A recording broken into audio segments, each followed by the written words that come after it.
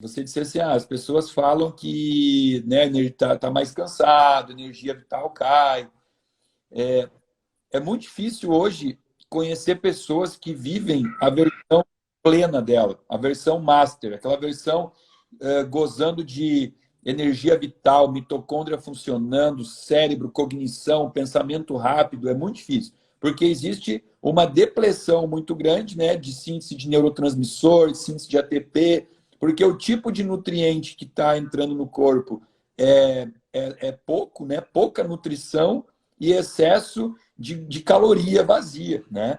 Então, é uma máquina, como qualquer outra máquina, precisa de um combustível ideal para funcionar. E a gente não tem escolhido os combustíveis certos para o nosso corpo. Aí, é comum que a pessoa chega no meu consultório, com 40 anos de idade, cheio de queixa, e ele mesmo já completa e fala assim, cara, mas eu acho que é porque eu tô meio velho.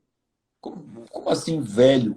40 anos, as pessoas estão aceitando que esse nível de energia baixo tem a ver com a idade, né? É ilógico aceitar algo assim. Mas eu entendo porque eu venho de um histórico de família de italiano, uma família que comeu farinha e queijo e muito vinho. Então, assim, tudo que você falou aí, cara, quando você começou a listar, Cheetos e biscoito, negresco. Tudo que você falou, eu comia aquilo no meu café da manhã já. Depois do resto do dia era ainda muito pior, entendeu? Então, a minha alimentação, até os 24 anos de idade, ela foi tentativa de suicídio lento, né? Era uma alimentação pobre em comida, rica em farinha, e a minha mãe, ela era dona da cantina do colégio que eu estudava. Então, você faz, entendeu?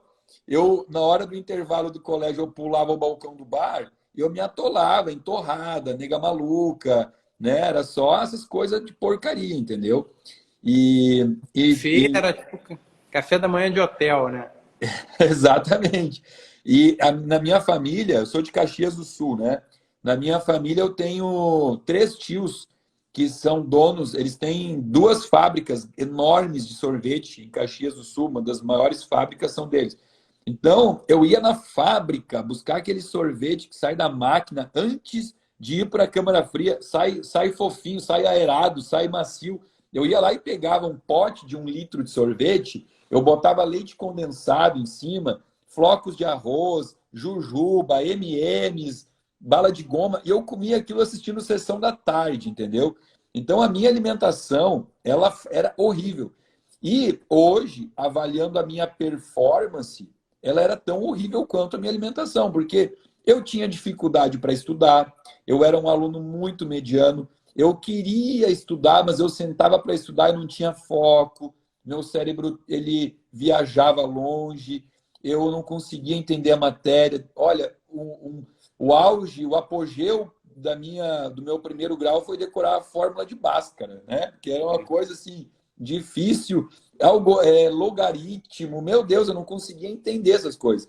Então, eu sempre estava pegando recuperação, eu estava sempre com afta na boca, eu tinha diarreias, aí eu tinha assim, uns 3 dias de diarreia, depois eu ficava trancado, intestino constipado, aí depois voltava a diarreia. Eu nunca tive fezes normais, meu sistema imunológico era completamente destruído, eu tomava antibiótico todo ano para garganta, para sinusite. Quando eu entrei na faculdade, a muito custo, eu entrei assim, ó, foi difícil entrar na faculdade, eu comecei a rodar nas cadeiras. Quais as cadeiras que eu rodei na faculdade? Hum. Bioquímica, que é justamente hoje o que eu mais gosto, entendeu? Eu não conseguia. A cadeira de bioquímica me reprovou, a fisiologia me reprovou, a farmacologia me reprovou. Em vez de fazer a faculdade em 6 anos, eu fiz em 7, porque eu rodei em algumas cadeiras. Na faculdade, era aula o dia todo, eu estava sempre com sono. Hum. Almoçava, entrava na sala de aula à tarde, o professor apagava a luz para ligar o data show, eu dormia, sabe? Falta de energia. E aí, você vai falar assim, Samuel, mas por que você vivia essa vida? Eu vivia essa vida porque eu só conhecia essa. Como é que eu vou comparar o que eu tenho com alguma coisa que eu não conheço? Né? É. É muito difícil, entendeu? Ainda mais Então, quando todo mundo acha normal em volta de você, né? Ninguém chega e fala, tipo, pô, você tá com problema, você pode resolver isso, tá aqui o caminho. Pelo contrário, né? essa era a vida de todo mundo, porque todo mundo come igual, entendeu? Então, quando eu descobri uma versão minha melhor, eu falei, não, pera lá, essa aqui eu Não, e na gostei. medicina, eu não sei se eu estou generalizando, mas alguns médicos que eu conheci quando eu era mais jovem, eu vi que o pessoal também tem acesso a concurso público para vestibulares difíceis. O pessoal também usa também alguns remédios controlados para ganho de atenção e tal, né? Então, é uma coisa também que é muito perigosa, né? Quando você está com todos esses sintomas que você descreveu aí, chega alguém e fala, tem essa pílula aqui que você vai continuar seguindo a sua vida normalmente e vai conseguir ficar 6 horas sem mudar de assunto, lendo e estudando, né? Aí acho que isso deve colaborar ainda mais para a confusão aí que a gente Eu, vive. eu Nossa, vou confessar, eu só terminei a faculdade porque eu descobri a Ritalina. Você acabou de falar tudo. Na aula de neurologia, o professor Dr. Nilo Lopes, ele deu uma aula de hiperatividade cerebral e tal. Eu falei, peraí, esse cara sou eu. Eu sou esse cara, não tenho foco. Aí eu fui lá, comecei a tomar Ritalina, realmente mudou totalmente meu cérebro. Aí eu engatei uma marcha, fui, consegui terminar a faculdade, mas eu não me sentia bem com o medicamento, derrubou meu libido. Aí eu tinha que escolher entre ter libido e ter cérebro, uma escolha difícil, né? Aí eu pensei, bom, mas eu tenho 24 anos de idade, né? Essa vida assexuada não dá certo. é. Então, aí foi mais ou menos no momento que eu comecei a ter os primeiros contatos com a medicina do estilo de vida, né? Com essa medicina da alimentação. Eu queria muito saber como é que começou, onde é que você teve esse contato, onde é que você fez essa transição, assim. Cara, isso foi a história legal.